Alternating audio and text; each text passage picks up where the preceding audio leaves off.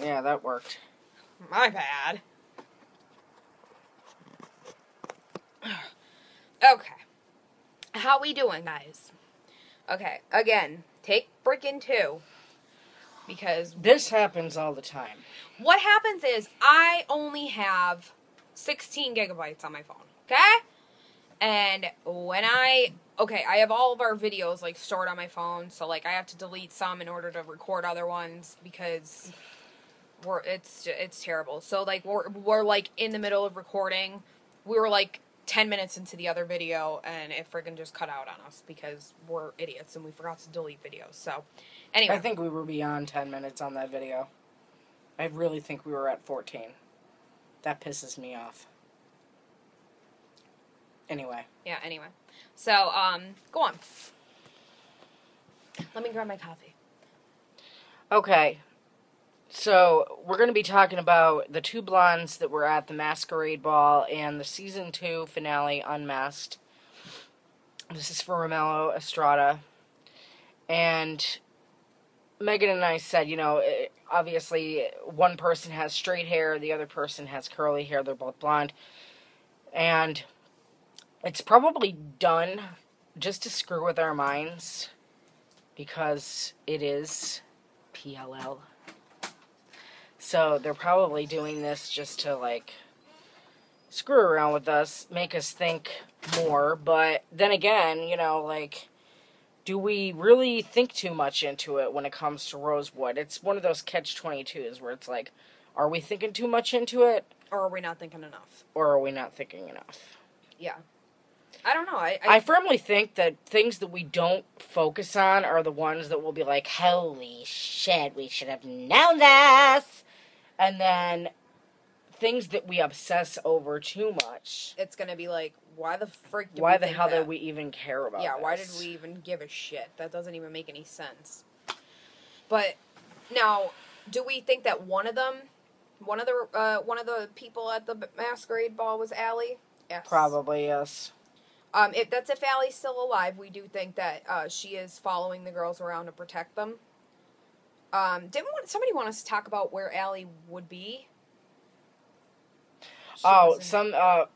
It was Romello again.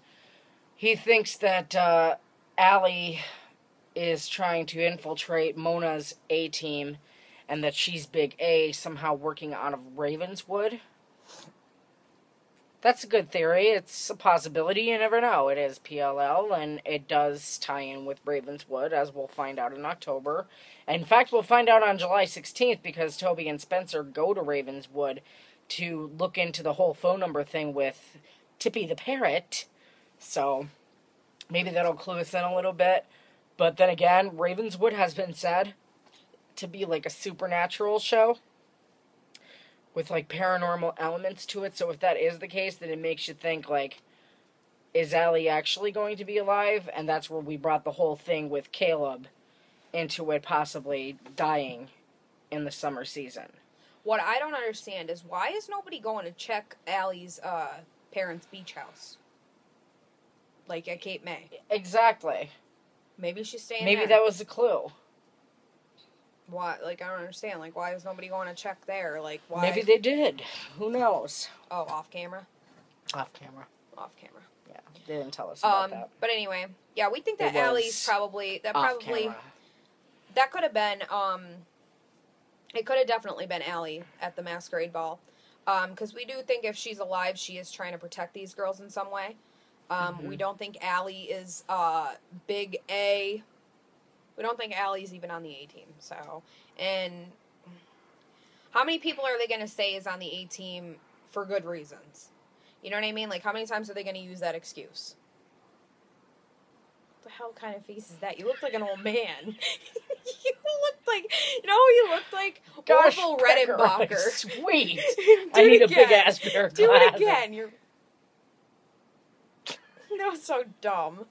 Okay. Oh, okay. Want to talk about dumb faces? No. Why don't we show them your spectacular face that you always make? No, I'm not. Where she looks at you and goes, it is so ridiculous. Yes, she does. It's unbelievable. Anyway. No, why don't you show our audience? I'm not. So anyway, Romello wanted us to also talk about Samara Okay, Romello also wanted us to talk about Samara. Samara said she was once with a closeted girl.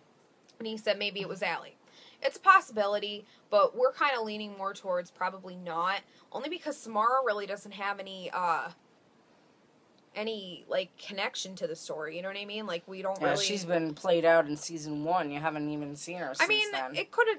We think it was kind of more just like Samara was just like a filler kind of thing for Emily's story. You know what I mean? Just to like take up some lines and some space. So I don't really think that has anything to do with it, but. Who knows? We're probably going to be proved wrong on, like, every single theory, and you guys are all going to be like, I told you it was right. I told ya. Here, you take this one. Pretty Little Marina. Listen, okay, Pretty Little Marina, she wants me to take this one because evidently I know about these kinds of things because I'm fat and I like candy. No, it's because I don't I can't eat candy anymore anyway. I just had the gastric bypass. But with the butterscotch candies tying in with the old lady that was ripped off at the bank when she friggin' kicked the bucket and her account was depleted by Ashley Marin, throwing Ashley's butterscotch candies into her purse, like dumping them in there, yes. And now all of a sudden we see Detective fucking Wildebeest going and getting more of the butterscotch candies out of the bowl. And then my coffee went from empty to full. And then you think of the whole peppermint candy thing. And it's like, it ties along maybe with these symbols that they keep throwing at us. Pigs, apples, butterscotch candies, whiskey, vodka. They might not mean something now, but they eventually will. It'll probably mean something. As for right now, I think I'd have to be Marlene King. To tell you what's going on, because we have no freaking clue. So. But maybe there's something there. Anyway. Dance Till You Drop wanted us to talk about Paige. Being tied up in the closet, like Lyndon. What is it with all these people in the closet on PLL? But when Lyndon James tied her up and put her in the closet, she said that her wrists were bound, but her hands were free, and she very easily could have just lifted her hands up and went like this and ripped the tape off and screamed. First of all... I'm going to try that with Megan and see if I could get her to rip the tape off, or if I could actually tie her up. First of all... If somebody... I'm tired of you saying that you're gonna friggin' hurt me. Second, okay. Okay.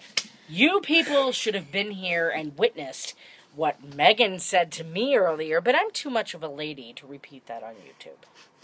Anyway. Okay. First of all, think about it. If somebody tied you up, gunpoint, knife point... I don't care what it is. Hanger point. I don't care if they're going to beat you with a hanger. Water point. Whatever. If somebody tied you up in a closet, are you... okay! Are you really going to freaking attempt to scream? Would you? I'd be afraid that, like, that person's going to freaking kill me if I do. You know what I mean? Second of all... Okay. Second of all, it is just a show. Even though I know that everything is done for a reason on PLL, I kind of think that maybe taping her hands up would be a little overboard. Like, I'm sure she needed a drink or something in between takes and maybe didn't want somebody to freaking have to feed her or something like that. I don't know. All I'm saying is, it is just a show. Third... If she did, in fact, like, I kind of, what I took from that is, like, you kind of saying that maybe Paige was kind of there as to trick Emily and kind of knew what was going on and was never really in any danger and she was just faking. But that would mean that she was, like, tied in with Lyndon. You have to think, like, Lyndon doesn't really have anything to do with the A-team, so... What kind of connection would Paige have with Lyndon James? You know what I mean? Like, it just doesn't make any sense. He doesn't really have much to do with the A-team, so... Maybe it's her long-lost brother. You never freaking know. Modishly mystifying. Are you the same person as Jessica Mendez? That's what we want to know. Is Jessica Mendez the same person as Modishly Mystifying? If not, we apologize for the mix-up. If you are, why didn't you tell us that in the beginning? The only reason we asked that is because you guys actually asked the same question. Literally, no, not even asked the same question. Literally, it was like verbatim the same thing. Modishly and Jess Mendez wanted to know why. What was? It's my fucking wrong with your shoes. You're scared the shit out of me. I think there's somebody climbing up here with a freaking axe pick, and they're gonna kill us. You have Don't to be careful. scream because then you'll die. Anyway, so Modishly and Jess wanted to know, why does Spencer need so much protection? Why is everybody trying to protect Spencer? Protect her from what? Garrett said that he was trying to protect Spencer. Melissa said she was trying to protect Spencer, and friggin' Toby. Trying to protect from what? Out of all the girls, out of all the girls, I think that Spencer, the most out of everybody, can handle themselves. Now, could that be for different reasons than we know? Maybe she does have something going on. Maybe she is the one that killed Allie. Maybe she's on the A team. I don't friggin' know. I don't know. Your guess is as good as mine. But they also Modishly also said about how Garrett said to Spencer, it could have been when he was in jail and she came to see him. Garrett could have said that Garrett said to Spencer, it could have been you behind this glass. The cops were close to pinning it on you. Now, I think that kind of has to do with just like her whole situation in season 1 when she was kind of, the cops came to her house and took everything, seized all of her stuff. What are you doing? I'm looking at my water bottle. There was a bug flying around us. Seized all of her stuff and everything to, like, investigate it. I don't know. Why is Spencer so important? I don't know. Because she's so pretty. Because she's beautiful. She's friggin' awesome. So, I don't know why Spencer needs so much. That almost flew in my mouth. I don't know why Spencer might need so much protection. I have no clue. We're not very good tonight. Are we on top of our A game? No, we are on the frickin' Z game right now. We are so tired, though. You have to understand that we're tired, people. It's 3 o'clock in the morning. It's 3 o'clock in the morning. Legitimately 3 o'clock in the morning. We're here doing videos for you people because we love you. Yeah.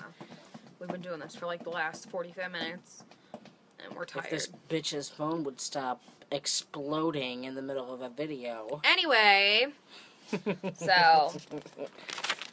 Oh, that's going to have to be another video. Yeah, we're going to have to make that another video. Okay. Yeah, we'll come back to you with another one. Yeah. Have a good night. Toodles. We'll see you again. Peace.